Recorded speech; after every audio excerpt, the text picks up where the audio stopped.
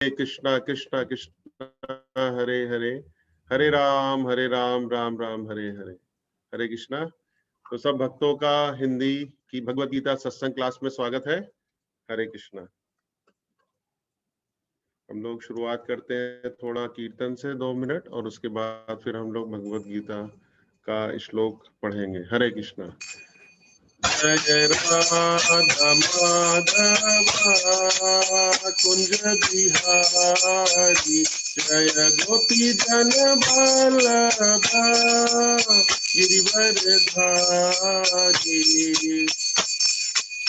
यशोदानंदन ब्रज जन रंजन, यशोदानंदन ब्रज जन रंजन, मुन रावण चारी, जय श्री कृष्ण चैतन्य प्रभु नित्यानंदा, श्री अद्वैता गदाधर शिवसति गौर भक्त वृंदा, हरे कृष्णा कृष्णा कृष्णा हरे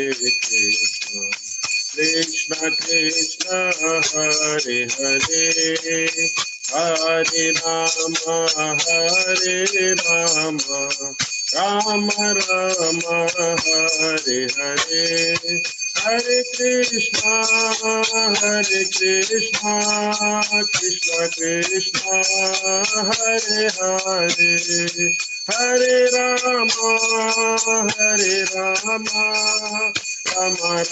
राम हरे हरे, हरे कृष्णा कृष्णा कृष्णा हरे हरे, हरे राम राम राम हरे हरे, हरे कृष्णा कृष्णा कृष्णा हरे हरे, हरे राम राम हरे हरे, जय राधा बरीनीश्वर राधा बरीनीश्वर राधे, जय राधा मुरलीधर राधा मुरलीधर राधे, जय राधा गोपाल कृष्ण राधा गोपाल कृष्ण राधे, जय राधा रास बिहारी राधा रास बिहारी राधे, जय जगन्नाथ जय जगन्नाथ, जय बलदेवा जय सुभद्रा, जय कृष्ण बलराम जय कृष्ण बलराम, जय कृष्ण बलराम जय वृंदावन धाम, जय गौरानिताय जय गौरानिताय, जय गौरानिताय जय गौरानिताय, जय पंचतत्वा जय पंचतत्वा जय पंचतत्वा जय पंचतत्वा, जय जय प्रभुपाद प्रभुपाद जय जय प्रभुपाद, जय जय गुरुदेव जय जय गुरुदेव। जय ओम विष्णुपाद परमहंस परिव्रजकाचार्य स्तुत श्रीमद एसी भक्तिवेदांत स्वामी शिल प्रभुपाद की जय। एस्कॉन संस्थापक शिल प्रभुपाद की जय। जय ओम विष्णुपाद परमहंस परिव्रजकाचार्य स्तुत श्रीमद भक्ति सिद्धांत सरस्वती गोस्वामी ठाकुर महाराज की जय। अनंत कोटि वैष्णव वृंद की जय। नामाचार्य शिल हरिदास ठाकुर की जय। प्रेम से कहो जय श्री कृष्णा चैतन्य प्रभु नित्यानंदा, श्री अद्वैता गदाधरा शिवासादि गौर भक्त वृंद की जय। श्री श्री राधा कृष्ण गोप गोपीनाथ श्याम कुंड राधा कुंड गिरी गोवर्धन की जय। वृंदावन धाम की जय। मथुरा धाम की जय। जगन्नाथपुरी धाम की जय। नवदीपपुर मायापुर धाम की जय। गंगा माई की जय। यमुना माई की जय। भक्ति देवी की जय। तुलसी देवी की जय। हरिनाम संकीर्तन की जय। सामवेद भक्त वृंद की जय। सामवेद भक्त वृंद की जय। सामवेद भक्त वृंद की जय। हरे कृष्णा। नमो विष्णुपादाय कृष्णपृष्ठाय भूतले श्रीमती जय स्वामी नमोचार्य पदानि कल्याणि गौरकथाधाम दायन करग्राम तानि, नमो विष्णुपदाय कृष्णपृष्ठाय भूतले श्रीमते भक्तिवेदांत स्वामी निति नामने, नमस्ते सरस्वती देवी गौरवाणी प्रचारिणी निर्विशेषा शून्यवादी पाश्चात्य देशतारिणी। जय श्री कृष्णा चैतन्य प्रभु नित्यानंदा, श्री अद्वैता गदाधरा शिवासादि गौर भक्तवृंदा। हरे कृष्णा कृष्णा कृष्णा हरे हरे, हरे राम राम राम हरे हरे। हरे कृष्णा। तो आज हम लोग भगवत गीता का अध्याय नंबर 3 का श्लोक नंबर 40 पढ़ेंगे। हरे कृष्णा। इंद्रियाणि मनोबुद्धि अस्याधिनिष्टमुच्यते ऐतिर्वमोहत्यशा ज्ञानमत्यदेहिनाम् इंद्रियाणि मनोबुद्धिर् अस्याधिष्ठानमुच्यते ऐतर्विमोहतस्य ज्ञानमत्यदेहिनाम् इंद्रियाणि मनोबुद्धिर् अस्याधिष्ठानमुच्यते ऐतिर्मोहयत्यशा ज्ञानमत्यदेहिनाम्। हरे कृष्णा। अनुवाद एसी भक्तिवेदांत स्वामी शील प्रभुपाद के द्वारा। शील प्रभुपाद की जय। अनुवाद। इंद्रियां, मन तथा बुद्धि इस काम के निवास स्थान हैं। इनके द्वारा यह काम जीवात्मा के वास्तविक ज्ञान को ढक कर उसे मोहित कर लेता है। तात्पर्य शील प्रभुपाद के द्वारा। शील प्रभुपाद की जय। चूंकि शत्रु ने बद्ध जीव के शरीर के विभिन्न सामरिक स्थानों पर अपना अधिकार कर लिया है, अतः भगवान कृष्ण उन स्थानों का संकेत कर रहे हैं जिससे शत्रु को जीतने वाला यह जान ले कि शत्रु कहां पर है। मन समस्त इंद्रियों के कार्यकलापों का केंद्र बिंदु है। अतः जब हम इंद्रिय विषयों के संबंध में सुनते हैं तो मन इंद्रिय तृप्ति के समस्त भावों का आगार बन जाता है। इस तरह मन तथा इंद्रियां काम की शरण स्थली बन जाती हैं। इसके बाद बुद्धि ऐसी काम पूर्ण रुचियों की राजधानी बन जाती है। बुद्धि आत्मा की निकट पड़ोसन है। काममय बुद्धि से आत्मा प्रभावित होता है, जिससे उसमें अहंकार उत्पन्न होता है और वह पदार्थ से तथा इस प्रकार मन तथा इंद्रियों से अपना तादात्म्य कर लेता है। आत्मा को भौतिक इंद्रियों का भोग करने की लत पड़ जाती है, जिसे वह वास्तविक सुख मान बैठता है। श्रीमद् भागवतम 10:84-13 आत्मा के इस मिथ्या स्वरूप के अत्युत्तम विवेचना की गई है। यस्यात्म बुद्धि कुणेपेत त्रिधातुके स्वधि कलात्रादिषु भौमिज्यति यत्तिद्र बुद्धि सलिलम न कर्च है जच्चनिष्ठ विभिगेषु स एव गोखरा। अर्थात जो मनुष्य इस त्रिधातु निर्मित शरीर को आत्म स्वरूप जान बैठता है, जो देह के विकारों को स्वजन समझता है, जो जन्म भूमि को पूज्य मानता है और जो तीर्थ स्थलियों की यात्रा दिव्य ज्ञान वाले पुरुष से भेंट करने के लिए नहीं अपितु स्नान करने के लिए करता है, उसे गधा या बैल समझना चाहिए। हरे कृष्ण। ओम अज्ञानतिमिरान्धस्य ज्ञानाञ्जनशलाकया चक्षुरुन्मिलितं येन तस्मै श्री गुरुवे नमः। श्री चैतन्य मनोभीष्टं स्थापितं येन भूतले स्वयं रूपा कदा मह्यं ददाति स्वपदान्विकम्। वन्देऽहं श्रीगुरु श्रीयुतपत्कमलं श्रीगुरुं वैष्णवांश्च श्रीरूपं साग्रजातं सहगण रघुनाथान्वितं तं सजीवं साद्वैतं सावधूतं परिजनसहितं श्रीकृष्ण चैतन्य देवं। हे कृष्णा करुणा सिंधु दीनबंधु जगतपते गोपेशा गोपिका कांता राधा कांत नमोस्तुते। तप्त कांचन गौरांगी राधे वृंदावनेश्वरी विश्वभानुसुते देवी प्रणमामि हरिप्रिये। वाञ्छा कल्पतरुभ्यश्च कृपा सिन्धुभ्येव च पतितानां पावनेभ्यो वैष्णवेभ्यो नमो नमः। जय श्री कृष्णा चैतन्य प्रभु नित्यानंद श्री अद्वैता गदाधरा शिवासादि गौर भक्त वृंदा। हरे कृष्णा कृष्णा कृष्णा हरे हरे, हरे राम राम राम हरे हरे। हरे कृष्णा। तो सब उपस्थित वैष्णवों से मैं प्रार्थना करता हूँ कि मेरे को आशीर्वाद दें, जिससे कि हम ये जो है मैं भाई इस भगवत गीता का श्लोक में कुछ चर्चा कर सकूं। हरे कृष्णा। बहुत बहुत धन्यवाद आप सब लोगों का। तो ये जो आज का श्लोक है, इसमें भगवान अर्जुन को ये बता रहे हैं कि जो काम स्वरूपी शत्रु है वो कहां पर होता है। तो जैसा कि हम सब लोग जानते हैं कि अगर हमको किसी से भी लड़ाई करनी है और कोई भी अगर लड़ाई होती है तो सबसे पहले शत्रु के बारे में जितनी अधिक जानकारी होगी उतना ज्यादा लड़ाई करने में और जीतने की संभावना अधिक रहती है। इसीलिए क्या होता है, हम सब लोग जानते हैं कि जासूस होते हैं, है ना। जासूस स्पाइंग ग्रुप होता है जो कि ये पता करके लाता है कि दूसरी तरफ जो दुश्मन लोग हैं उनके खेमे में क्या क्या चल रहा है, क्या क्या हो रहा है। जैसे कि सर्जिकल स्ट्राइक होती है तो पहले ये पता करा जाता है कि क्या जो है दुश्मनों का ठिकाने में क्या क्या चल रहा है, ठीक है। तो उसके लिए हम लोग जानते हैं कि एक रडार का इस्तेमाल किया जाता है जिससे पता चलता है कि हाँ भाई कहाँ कहाँ पर दुश्मनों ने क्या क्या तैयारियां कर रखी है। तो यहाँ पर भी स्थिति कुछ इसी प्रकार की है जिस श्लोक की चर्चा हम लोग कर रहे हैं। तो भगवान जो है अर्जुन को, जो शत्रु है काम शत्रु, भगवान बता चुके हैं कि जो शत्रु है वो काम शत्रु है। तो अब यहाँ भगवान श्री कृष्ण अर्जुन को उस शत्रु का एड्रेस बता रहे हैं। एड्रेस मतलब बता रहे हैं पता ठिकाना कि ये जो है कहाँ पर स्थिति होता है, जिससे कि तुमको इस शत्रु के ऊपर विजय प्राप्त करने के लिए आसानी हो।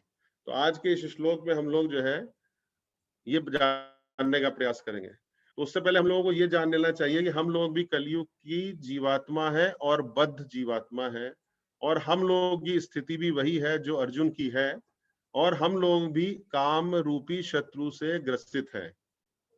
और हम लोग भी हमें भी इस भगवत गीता के श्लोक से अगर हम लोग इसको समझ सकते हैं तो हमें पता चल जाएगा कि हमारे अंदर भी जो काम रूपी शत्रु है वो कहाँ छुपा हुआ है, और उससे फायदा क्या होगा। उससे फायदा ये होगा कि हम इस काम रूपी शत्रु को निकाल कर बाहर फेंक सकते हैं। तो इसीलिए प्रभुपाद जी ने की कृपा से हम लोगों को ये भगवत गीता मिली है, जिसको कि हम लोग क्या बोलते हैं कि ये भगवत गीता क्या है। भगवत गीता भी हमारे जीवन का एक यूजर मैनुअल है। तो देखिए कितनी अच्छी बात है कि हमारे पास एक ऐसा यूजर मैनुअल है जिसके द्वारा हमें पता चल सकता है कि हम कौन है, हमारे अंदर जो शत्रु है वो कहाँ कहाँ बैठा हुआ है, और उसको कैसे निकालकर बाहर फेंका जा सकता है। तो हमको क्या करना है, हमको केवल जो है भगवान की जो भगवत गीता है इसको पढ़ना है, और प्रभुपाद ने जो तात्पर्य दिया है उसको समझना है, और उसको समझ के फिर हमारी आंखें जो है इस शास्त्र के चक्षु से खुलती चली जाएंगी, और हमें पता चल जाएगा कि हमारे शत्रु कहाँ कहाँ बैठे हुए हैं। तो आइए हम लोग प्रयास करते हैं इसको जानने के लिए। तो पहले इस भगवत गीता के जो अभी यहाँ पर जो संदर्भ चल रहा है, इससे पहले ये 40वां श्लोक है। इससे पहले अर्जुन ने प्रश्न किया था इससे पहले श्लोक में कि जो व्यक्ति पाप करता है, तो भगवान से पूछा, हे कृष्ण बताइए कि जो व्यक्ति पाप करता है लेकिन पाप करना नहीं चाहता है, वो कौन चाहता है कि मैं पाप करूं, कोई नहीं चाहता है, ठीक है ना। तो ऐसी कौन सी शक्ति है, ऐसा कौन सी पावर है जो बलपूर्वक जो है पाप कराने में जो है लगा देती है जीवात्मा को। तो ये प्रश्न अर्जुन ने किया, और इस प्रश्न का उत्तर जो है भगवान दे रहे हैं। और भगवान ने अर्जुन को क्या समझाया कि ये जो है काम शत्रु है। काम शत्रु हम लोग काम को समझने का प्रयास करेंगे कि जो हमारे अंदर भोगने की इच्छा है उसको यहाँ पर काम बताया गया है। क्योंकि हम सब लोग जो है क्या है, भोगने की इच्छा रखते हैं, और इसीलिए हम लोग इस संसार में यहाँ पर फंसे हुए हैं, क्योंकि हमारे अंदर भोगने की इच्छाएं बहुत है। तो भगवान ने बताया कि जो काम है, भोगने की जो इच्छा है, यही शत्रु है। और जो व्यक्ति पाप करने जो व्यक्ति को पाप करने में लगाती है, तो पाप क्यों करता है, ये प्रश्न था। तो पाप क्यों करता है, क्योंकि हमारे अंदर भोगने की इच्छा है, इसलिए हम लोग पाप करते हैं।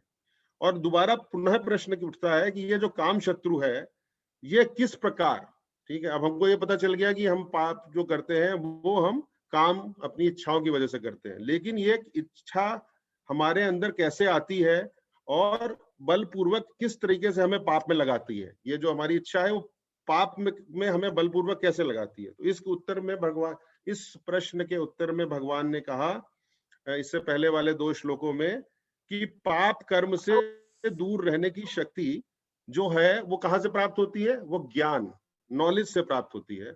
और ये जो काम शत्रु है इस ज्ञान को क्या करता है, ढक लेता है, ठीक है। तो अब एक और प्रश्न उठता है कि ये जो काम शत्रु है मनुष्य के ज्ञान को किस प्रकार ढक लेता है, ठीक है। तो काम जो है शत्रु है, उसकी वजह से व्यक्ति पाप करता है। पाप जो है वो करने का कारण जो है आदमी की इच्छाएं हैं, और इच्छाएं इसलिए प्रबल हो जाती हैं क्योंकि व्यक्ति को ज्ञान नहीं होता है, और ज्ञान को जो है ये काम शत्रु जो है ढक लेता है। ऐसा भगवान ने श्लोकों में बताया। तो ये जो काम शत्रु है सर्वप्रथम मनुष्य की इंद्रियों के ऊपर अधिकार जमाता है। तो अभी ये हम इस श्लोक में जानने का प्रयास करेंगे कि ये जो पाप करने की जो शक्ति आती है वो आदमी में काम शत्रु की आती है, तो ये कैसे जो है पाप करने के लिए एक जीवात्मा को काम करती है। तो इस पूरी मैकेनिज्म को हम लोग आज समझेंगे। तो जो काम शत्रु है, सर्वप्रथम क्या है, मनुष्य की इंद्रियों के ऊपर अधिकार जमाता है। इंद्रियों के ऊपर अधिकार जमा दिया, फिर वो क्या करता है, फिर वो मन के ऊपर, क्योंकि हम लोग जानते हैं कि हमारी इंद्रियां हैं, इंद्रियों के पीछे मन है, और मन के पीछे बुद्धि है, और बुद्धि के पीछे आत्मा है। तो फिर मन के ऊपर उसने अधिकार जमा लिया, किसने, काम रूपी शत्रु ने। फिर बुद्धि के ऊपर, तो एक स्तर हो गया इंद्रियों का, इंद्रियों के ऊपर का स्तर हो गया मन का, और मन के ऊपर हो गया बुद्धि का। तो जो काम शत्रु है वो जीव के ज्ञान को ढकता है।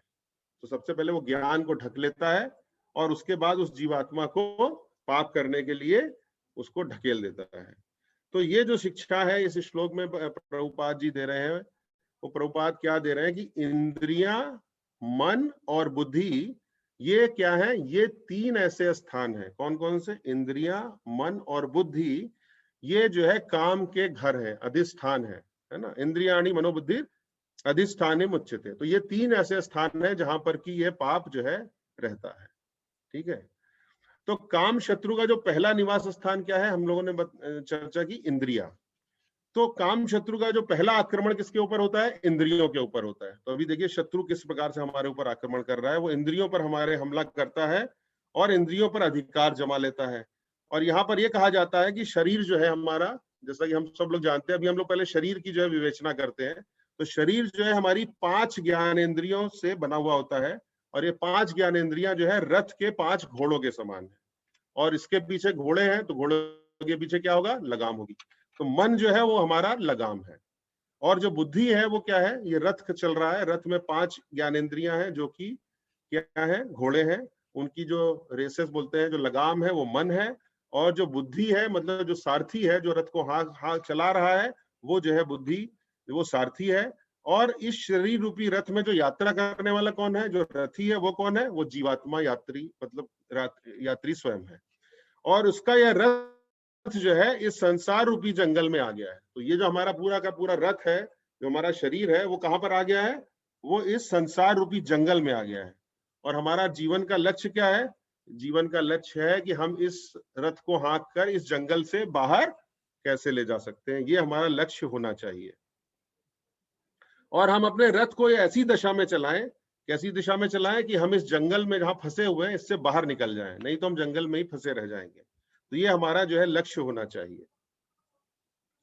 और हमारा हमारा लक्ष्य क्या होना चाहिए कि हम इस रथ को हाँक कर श्री कृष्ण के धाम पर पहुंच जाएं, जो कि हमारा असली घर है। लेकिन हम फंसे हुए हैं। क्यों फंसे हुए हैं, क्योंकि ये जो काम शत्रु है वो क्या करता है, ये काम शत्रु सर्वप्रथम हमारे रथ के 5 घोड़े, जो कि हमने चर्चा की है 5 ज्ञानेंद्रियां हैं, उनको वश में कर लेता है। तो अब सोचिए आप, रथ है और रथ के जो घोड़े हैं, उन घोड़े पे जो है हमारे शत्रु ने कब्जा कर लिया है। तो जिस प्रकार किसी रथ के घोड़े सही रास्ते को छोड़कर गलत रास्ते पर चलने लगते हैं, तो घोड़ों की लगाम पर क्या है, टेंशन आ जाती है, तनाव आ जाता है। हम चाहते इधर है लेकिन वो उधर भागने लगते हैं।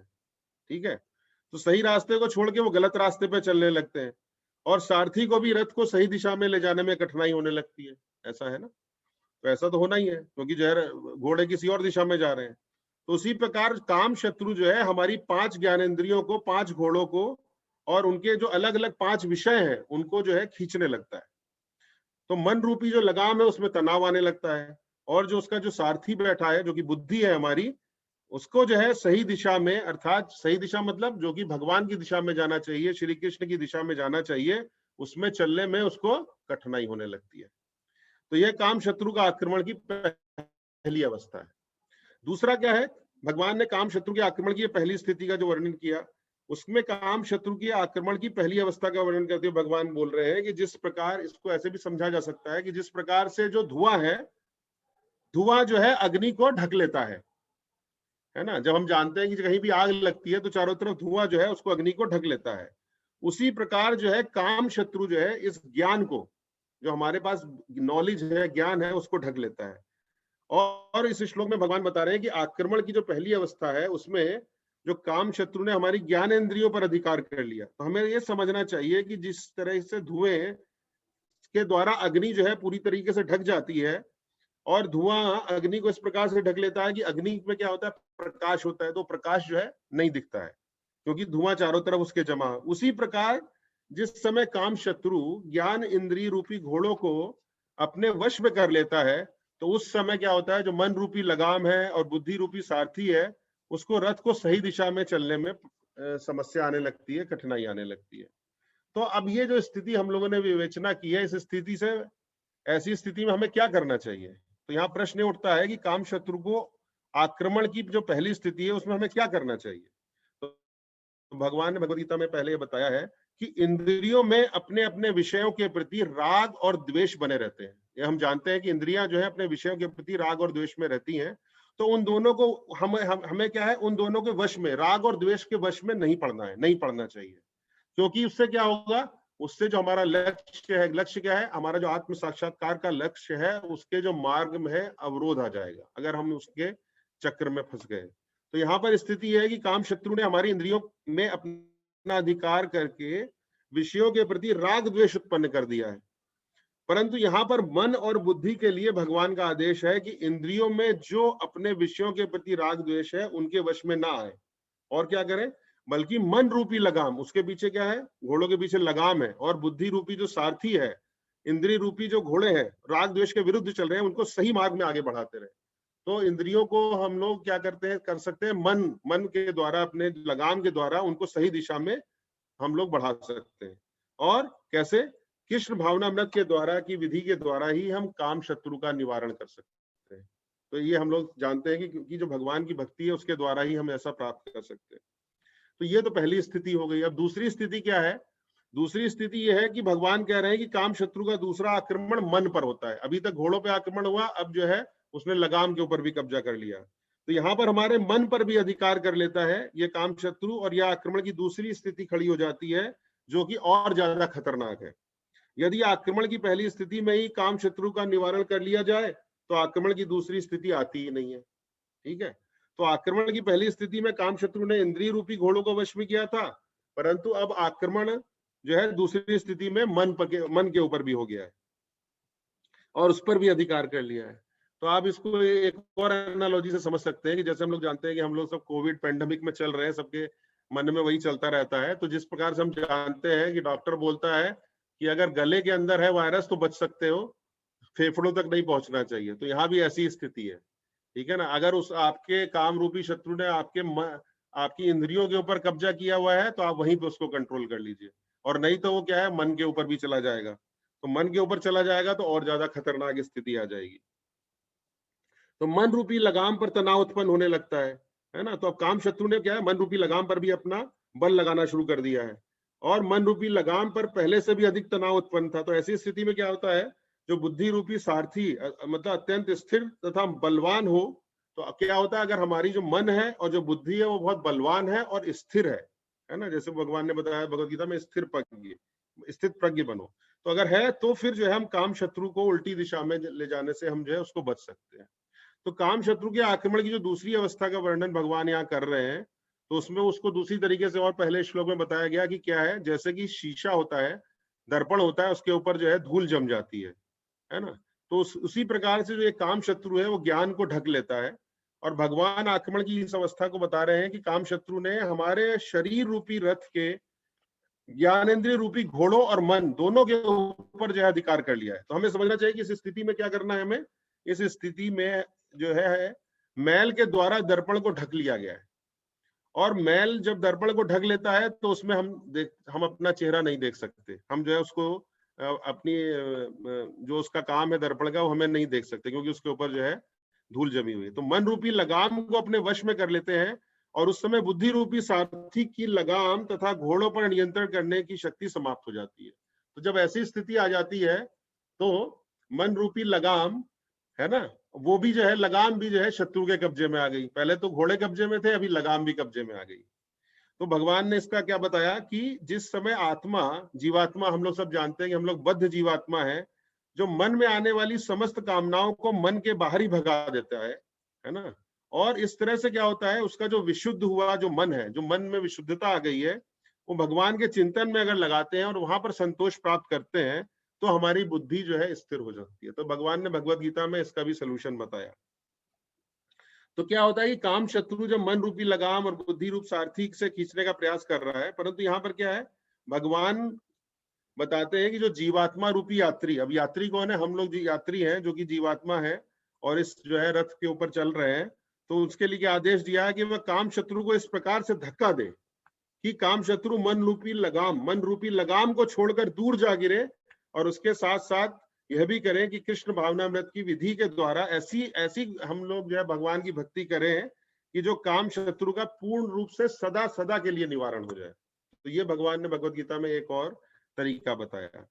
तो ये दूसरी स्थिति थी। अब तीसरी स्थिति की चर्चा करते हैं हम लोग। तो तीसरी स्थिति क्या है? यहाँ पर भगवान क्या बोल रहे हैं कि काम शत्रु का तीसरा आक्रमण किस पे होता है? पहला हो गया इंद्रियों के ऊपर, मन के ऊपर और बुद्धि के ऊपर। अभी बुद्धि के ऊपर जो है हमला हो गया है और हमारी बुद्धि पर भी अधिकार प्राप्त कर लेता है। तो यह आक्रमण क्या है? तीसरी स्थिति है। आक्रमण की दूसरी स्थिति से भी ज्यादा खतरनाक है। तो हम लोग जानते हैं कि जैसे कोविड चल रहा है तो शुरुआत होती है सिम्टम, फिर और ज्यादा, फिर और ज्यादा, फिर और ज्यादा बीमारी बढ़ती रहती है। तो ऐसे ही जो है हमारी बीमारी जो है बहुत ज्यादा और बढ़ सकती है जब काम रूपी शत्रु ने हमारी इंद्रियों के ऊपर भी कब्जा कर लिया, मन के ऊपर भी कब्जा कर लिया और बुद्धि के ऊपर भी कब्जा कर लिया। तो ऐसी ही आक्रमण की दूसरी स्थिति से भी ज्यादा खतरनाक हो जाती है। और इसमें क्या होता है? इसमें जो है बुद्धि तक जो है काम शत्रु जो है कब्जा कर लेता है। और चूंकि शत्रु ने बद्ध जीव के शरीर के विभिन्न स्थानों पर, प्रभुपाद यही बताते हैं इसमें कि हम लोग जो है इसके द्वारा पता कर सकते हैं कि कहाँ पर जो है ये शत्रु छुपा हुआ है, तो हम लोग वहीं पर अटैक करके जो है उसको निकाल सकते हैं।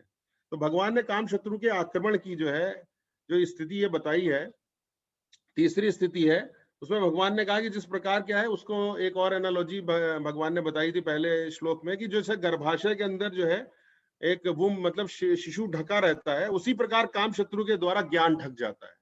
इस सब में हो क्या रहा है? जो हमारा ज्ञान है उसके ऊपर जो है ज्ञान, जो शत्रु है काम शत्रु, वो जो है उसको कवर कर रहा है।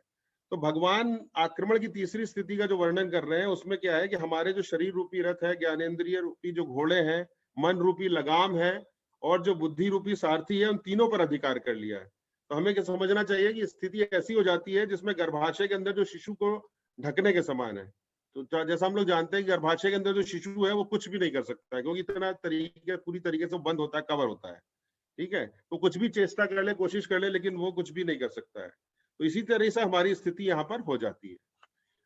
तो ऐसी स्थिति जब हो जाए तो हमें क्या करना चाहिए? तो भगवान ये भी बता रहे हैं, प्रॉब्लम नहीं बता रहे, साथ में सोल्यूशन भी बता रहे हैं। तो बता रहा है कि काम शत्रु के आक्रमण की इस तीसरी स्थिति में क्या करना चाहिए। भगवान ने बताया इसमें भगवत गीता में पहले कि बुद्धि नाश प्रणश्यंती, तो अर्थात बुद्धि के नष्ट हो जाने पर जीवात्मा क्या है, ऐसी स्थिति में जीवात्मा बिल्कुल पाप के गड्ढे में गिर जाता है। और जिस प्रकार जल की गहराई में न जानने वाले, मतलब किसी को जल की गहराई में गिर जाए और उसको तैरना ना आता हो, मनुष्य नदी के तल में चला जाए तो अत्यंत संकट हो जाता है। तो ये बहुत ही भयावह स्थिति हो जाती है। और बुद्धि से रहित व्यक्ति क्या है, मोहपूर्ण विशाल संसार नदी में पढ़कर क्या है, क्लेश को भोग रहा है। तो जैसा हम सब लोग जानते हैं कि जो लोग भक्ति में नहीं रहते हैं वो किस प्रकार से जो है इस तरीके से अपने कलेश वगैरह सबसे फंसे हुए हैं।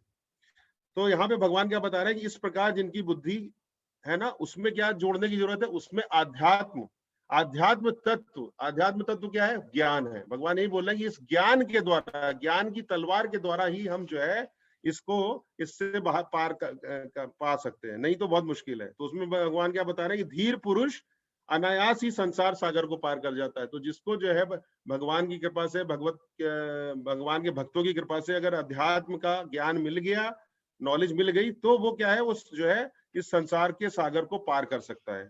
और जिसकी बुद्धि हरण कर ली गई है उसकी रक्षा का कोई उपाय नहीं है। परंतु जिन लोगों ने पूर्व जन्म में कोई भी अज्ञान सुकृति की वजह से कृष्ण के बारे में कुछ भी स्मरण किया है, भगवान का नाम लिया है, तो फिर वो जो है वो क्या है, इस स्थिति से उबर सकते, भगवान ने ऐसा बताया।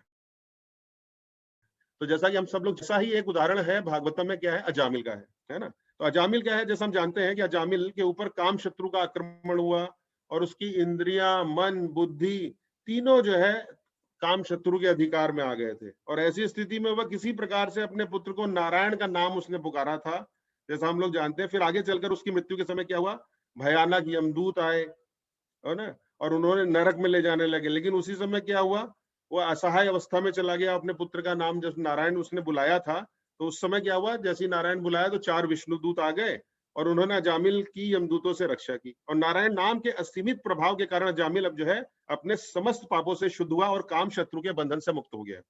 तो उसकी इंद्रियां, मन तथा बुद्धि हम लोग जानने का प्रयास जानते हैं अच्छी तरीके से, उसकी तीनों जो है इंद्रियां, मन और बुद्धि तीनों ही काम शत्रु के बंधन में जो है मुक्त हो गई और निर्मल हो गई, केवल भगवान के नाम लेने से। तो उस समय क्या है, उसने अपने पापों के लिए पश्चाताप किया, और फिर वो बाद में जैसा हम लोग जानते हैं कि वो हरिद्वार में गया और विष्णु मंदिर में जाकर उसने तीव्र भक्ति योग किया, और उसके द्वारा उसने अपनी इंद्रियां, मन और बुद्धि जो कि पहले कलुषित थी उस सब को शुद्ध किया, भगवान की सेवा में लगाया और शुद्ध किया, और फिर बाद में हम लोग जो है बैकुंठ धाम में चला गया। ठीक है, तो क्या है कि भगवान इतने दयालु होते हैं, प्रभुपाद जी ये कहते हैं उसके श्लोक, इस श्लोक के तात्पर्य में, कि भगवान इतने दयालु हैं कि वह कोई भी उनकी कुछ भी सेवा करता है तो उसे कभी भी वो भूलते नहीं है, कभी भी नहीं भूलते हैं। और इस तरह भगवान ने अजामिल को भीतर से अवसर प्रदान किया। क्या अवसर प्रदान किया? कि तुम अपने बच्चे का नाम जो है नारायण रख लो, और उसने वश उसे निरंतर नारायण नारायण कहता था, और मृत्यु के समय जब भयावह स्थिति आई तब भी उसको जो है उसी नाम से जो है वो बच गया। तो निष्कर्ष यह है कि जिस समय व्यक्ति की इंद्रियां, मन, बुद्धि तीनों काम शत्रु के वश में है, तो उस समय वो पाप के प्रभाव से बच नहीं सकता। परंतु यदि उसने पूर्व काल में श्री कृष्ण भगवान अथवा भक्तों की कोई भी सेवा की है, ठीक है ना, तो हम लोग जानते हैं कि भक्ति कभी भी विनष्ट नहीं होती है, कभी खराब नहीं होती है, तो नरक जैसे संकट, महान संकट से भी उसकी रक्षा हो सकती है। तो यहाँ पर क्या हमें समझना है कि महान संकट से रक्षा कैसे हो सकती है? भगवान की भक्ति के द्वारा ही हो सकती है, उसके अलावा और कोई रास्ता नहीं है।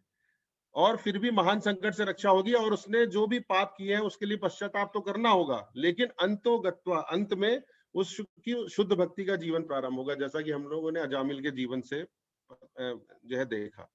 तो अब आगे क्या है कि जो अगले वाले इस श्लोक की दूसरी लाइन में भगवान एक शब्द का इस्तेमाल कर रहे हैं, विमोहित। तो विमोहित का मतलब क्या है कि जीवात्मा का जो ज्ञान है वो ढक लिया गया है, और उसकी जो बुद्धि है वो विमोहित हो गई, मोहित हो गई है। तो जीवात्मा जो है वो जो है मोहित हो चुका है, और उसको कैसे हम लोग बाहर आ सकते हैं? ज्ञान के द्वारा। ठीक है, तो ज्ञान क्या है? तो प्रभुपाद जी इस तात्पर्य में ये भी बता रहे हैं कि ये प्रश्न उठता है कि काम शत्रु जीवात्मा के ज्ञान को ढक लेता है, तो ये ज्ञान क्या है भाई? ये जो जिस ज्ञान को ढक लिया वो ज्ञान क्या है? तो प्रभुपाद जी बता रहे हैं कि ज्ञान तो कई प्रकार के होते हैं, है ना। प्रभुपाद का कहना है कि यहाँ पर हमें ज्ञान का अर्थ है सामान्य विवेक से समझना चाहिए कि हम भौतिक शरीर नहीं है, हम जो है ये शरीर जो है हमारा भौतिक नहीं है, हम भौतिक शरीर नहीं है। अगर हम इस देहात्म बुद्धि में फंसे रहेंगे, अपने को भौतिक शरीर मानते रहेंगे, और अपने ज्ञान, असली ज्ञान को नहीं प्राप्त करेंगे, जैसा कि अर्जुन को भी भगवत गीता में भगवान ने सबसे पहले यही ज्ञान दिया कि तुम क्या हो, तुम एक शरीर नहीं हो, तुम एक आत्मा हो। तो गीता का ये उपदेश भी भगवान ने श्री कृष्ण को, भगवान श्री कृष्ण ने अर्जुन को दिया था, जैसा हम सब लोग जानते हैं। तो क्या है कि हम लोग देहात्म बुद्धि में फंसे हुए हैं, इस ज्ञान को हम लोग आध्यात्मिक ज्ञान से परे हैं, इसी वजह से हम लोग इसमें जो है हम लोग ये जीवात्मा एक बद्ध बन गया है, और बद्ध जीवात्मा कहलाता है। तो यदि कोई इस ज्ञान को नहीं प्राप्त कर सकता है, तो भगवान ने क्या बोला, एक भागवतम का श्लोक में ही कोट किया प्रभुपाद जी ने, कि उसे पशु के स्तर पर समझना चाहिए। तो जो व्यक्ति अपने आप को शरीर समझता है, आत्मा के ज्ञान से अनभिज्ञ है, वो क्या है, वो बिल्कुल पशु के स्तर पर होना चाहिए। और जो व्यक्ति पाप नहीं करना चाहता, उसे कौन सी शक्ति पाप में लगाती है? तो भगवान ने क्या बताया कि जिसके पास ये ज्ञान नहीं है कि वह शरीर नहीं है, वह जानता है कि यह पाप कर्म है जिसका दंड हमें इस जीवन के बाद प्राप्त होगा। उसे पता है कि इस शरीर के द्वारा वह जो भी पाप कर रहा है उसका दंड उसे इस शरीर को छोड़ने के बाद अन्य शरीर प्राप्त होगा, उसे प्राप्त होगा। तो ये सब कुछ उसको मालूम है, लेकिन फिर भी वो फंसा हुआ है। तो वो क्यों फंसा हुआ है? क्योंकि उसको ज्ञान ये नहीं है कि मैं क्या हूं, मैं एक आत्मा नहीं हूं, मैं आत्मा हूं और एक शरीर नहीं हूं। तो ये इस ज्ञान से वो अनभिज्ञ है, तो वो क्या है, पशु के समान है। और कैसा पशु? जो कि प्रभुपाद जी ने बताया कि जो बैल है और जो गधे के समान है। तो यहाँ पर भगवान कह रहे हैं कि काम शत्रु जीवात्मा के ज्ञान को ढककर विमोहित कर लेता है। ठीक है, और काम शत्रु जीव के ज्ञान को ढककर उसे इतना अधिक बेसुध कर देता है कि जीवात्मा के अंदर यह विचार करने की शक्ति ही नहीं रहती कि वह इस पाप को जो है, जो पाप कर रहा है, कर्म जो कर रहा है वो पाप है, और उसे अगले जीवन में इसका दंड मिलेगा। तो इस तरह का एक जो है, और जो पद्म पुराण के उत्तरखंड में जो है, जो आषाढ़ मास के जो कृष्ण पक्ष की योगिनी एकादशी आती है, उसकी जो कथा है उसमें भी यही बताया गया है कि जो कुबेर का एक नामक जो सेवक था, उसका नाम था हेम माली। तो हेम माली क्या था, वो कुबेर का एक सेवा करने वाला था, और उसका सेवा थी कि वो कुबेर के लिए, भगवान की सेवा के लिए रोज एक पुष्प लेके आता था। तो एक दिन क्या हुआ, वो उसमें फंस गया, और वो जो है अपनी पत्नी से बहुत ज्यादा आकर्षित हुआ, और वो भगवान की सेवा करने के लिए जो पुष्प लेना लेके आने वाला था, वो छोड़ के वो जो है अपनी पत्नी के पास चला गया। तो जो है कुबेर जी बहुत नाराज हुए, और उनको जब पता चला कि इसने इस तरीके से किया हुआ है, तो उसने जो है कुबेर ने उसको बताया कि तुम जो है उसको श्राप दे दिया, है ना। कुबेर ने हेममाली को श्राप दिया, वो पापी, वो दुष्ट, वो दुराचारी, तूने भगवान की अवहेलना की, तो तू कोढ़ से युक्त हो जाए और अपनी पत्नी से वियुक्त होकर इस स्थान से भ्रष्ट हो जाओ। तो इस प्रकार क्या है, ये उदाहरण क्यों दिया जा रहा है? उदाहरण इसलिए जा रहा है कि जो व्यक्ति भगवान की सेवा में लगा हुआ था, काम शत्रु ऐसे व्यक्ति को भी, जो कि पाप कर्म में लगा देता है, जो अत्यंत विचारशील था, है ना, उसको पाप में मालूम था कि मुझे नहीं करना चाहिए, फिर भी जो है अत्यंत सावधानी पूर्वक भगवान कुबेर की सेवा में लगा हुआ था, परंतु उसने क्या है, उसने कृष्ण भावनामृत को प्रैक्टिस नहीं किया, उसने जो है भगवान की भक्ति को अपने जीवन में नहीं उतारा, इसलिए वो काम शत्रु ने उसके ऊपर कब्जा कर लिया और उसका दमन कर दिया। तो प्रभुपाद जी यही बताते हैं कि ये जो देहात्म बुद्धि है, हमको इससे ऊपर उठना है, और हमें समझना है कि किस प्रकार से काम शत्रु हमारे को नुकसान पहुंचा सकता है, हमारी इंद्रियों को, मन पे और बुद्धि, इन सब पे कब्जा कर सकता है। तो ये प्रभुपाद जी बता रहे हैं, यहाँ पर बताने का प्रयास कर रहे हैं। और भक्ति सरस्वती ठाकुर ये भी कहते हैं कि हमें इसके लिए क्या करना पड़ेगा, इस कुएं से निकलने के लिए हमें प्रयास करना पड़ेगा, और साथ में हमें जो है प्रार्थना करनी पड़ेगी, क्योंकि प्रयास तो करना ही पड़ेगा। भक्ति सरस्वती ठाकुर बोलते हैं कि अगर कोई आदमी कुएं में गिर गया है, तो हमको एक रस्सी डालनी पड़ेगी, और उस रस्सी को पकड़ के ही वो बाहर निकल सकता है। तो रस्सी को पकड़ना और बाहर निकलने के लिए प्रयास करना पड़ेगा। भक्ति में हम जब सब लोग जानते हैं कि हमको प्रयास करना पड़ेगा, बिना प्रयास के कुछ नहीं होने वाला है। और साथ में हमें अपना बहुत ही जो है हम्बली जो है हम लोगों को भगवान की जो है प्रार्थना करनी भी बहुत जरूरी है। तो ये बहुत आवश्यक है। तो एक छोटे से उदाहरण के द्वारा हम अपनी इस स्थिति को समझते हैं, फिर क्लास करें हम लोग रोकेंगे। मैं देख रहा हूँ भजन संध्या की टीम बहुत आतुरता से इंतजार कर रही है। हरे कृष्णा। तो क्या है कि एक उदाहरण हम लोग समझने का प्रयास करते हैं कि जब हम लोग सब जानते हैं कि जब बॉक्सिंग होती है, सब लोगों ने बॉक्सिंग देखी होगी कभी ना कभी, तो उसमें दो लोग जो है लड़ते हैं, बॉक्सिंग चलती है ना। एक राउंड पूरा होता है, ठीक है, तो एक राउंड हम लोग देखते हैं बॉक्सिंग में क्या होता है, राउंड जब खत्म होता है तो दोनों लड़ने वाले क्या है, वो कोने में चले जाते हैं और अपने अपने कोच के पास जाके, ठीक है ना, उसको तौलिए से हवा करता है और उसको बताता है कि तुमको ऐसे लड़ना है, ऐसे लड़ना है, ऐसे लड़ना है। तो हम क्या है, हम कलयुग की जीवात्मा है, बद्ध जीव है, और हमको जो है हम इस काम रूपी शत्रु से लड़ रहे हैं, ये सबको हम लोगों को मानना चाहिए। और उस स्थिति में क्या है, हमको हम अब काम शत्रु से तो नहीं पूछ सकते तुमको कैसे बचना है। तो जो जो रिंग में लड़ रहा है, वो कोने में कोच के पास जाता है ब्रेक में, और जाके उससे पूछता है कोच से, कोच उसको बताता है कि तुम ये करो, ऐसे करो, ऐसे करो। तो हमें भी क्या करना पड़ेगा, हमें किसी आध्यात्मिक और प्रमाणिक गुरु के पास जाना पड़ेगा, वो हमें बताएगा कि इस काम रूपी शत्रु से हमें कैसे युद्ध करना है, कैसे लड़ना है, उसको रिंग में कैसे नॉकआउट करना है। तो जैसा कि हम सब लोग इस चीज को जानते हैं कि जो हमारे गुरु महाराज सबके ने जो हम लोगों को बताया है, जो हम लोग को साधना भक्ति करनी है, उसको हम लोग अच्छी तरीके से करेंगे, तो कोई संशय नहीं है कि हम ये काम रूपी जो शत्रु है, ये हमारे ऊपर कब्जा कर सकता है। हमें क्या करना है, हम सब जानते हैं कि कलयुग में हरिर नाम हरिर नाम हरिर नाम एव केवलम, कलो नास्तेव नास्तेव गतिरन्यथा। तो कलयुग में भगवान का नाम को हम जपते रहेंगे, भगवान के भक्तों का संग करते रहेंगे, भगवान के प्रसाद को खाते रहेंगे, ABCD, ठीक है। भगवान के भक्तों से एसोसिएशन करना है, भगवान की भगवत गीता पढ़नी है, क्योंकि देखिए हम लोगों को प्रभुपाद जी ने कितना अच्छा ज्ञान दिया, और हम लोगों को भगवान के नाम की चैंटिंग करनी है, और भगवान की डी से डाइट, भगवान का प्रसाद खाना है, और DT सेवा करनी है। हरे कृष्णा। बहुत बहुत धन्यवाद आप लोगों का। हरे कृष्णा कृष्णा कृष्णा हरे हरे, हरे राम राम राम हरे हरे। शील प्रभुपाद की जय।